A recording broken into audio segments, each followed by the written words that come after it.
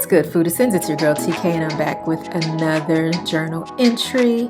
Today's journal entry is how to make your own broth. So let's just go ahead and jump right into it.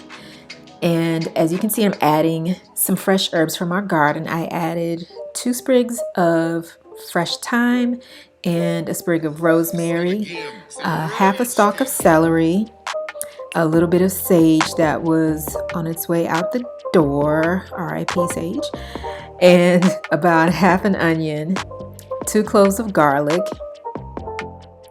and now I have my chicken bones. So obviously today I'm making chicken broth.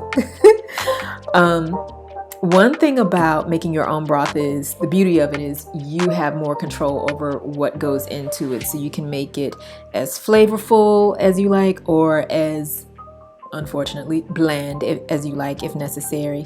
A lot of broths have they're either full sodium or regular sodium, as it were, or low sodium, and to me the full sodium or the regular broths have too much sodium, whereas the low sodium ones are completely bland.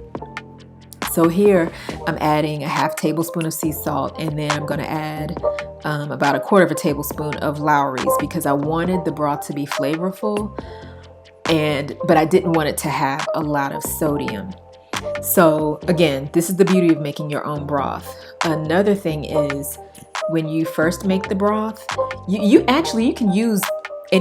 can use the bones repeatedly. So basically you can use bones from an old rotisserie chicken or some fried chicken or whatever, or if you have a butcher or the store happens to sell chicken bones or beef bones, whatever you're making, and they have the leftover parts, you can just buy those from the store and then use those to make broth. So here I'm adding just enough water to cover the bones, and I'm gonna slow cook it on low for 8 hours.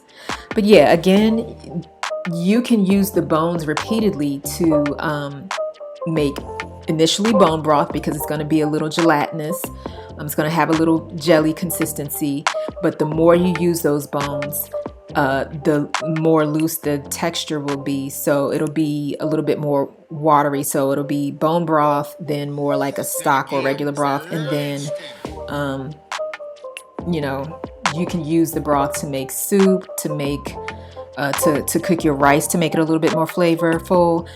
And you can use the bones until basically they disintegrate. At that point, they're useless, and you can just toss the bones.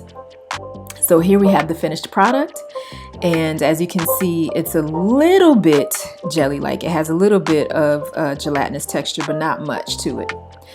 But yeah, that was pretty much it. That's it. That was so simple. It's easy, very easy to make your own broth. You can save money and make it as healthy as you want. So I just want to thank you guys for joining me for today's video, or should I say journal entry. And until next time, take care.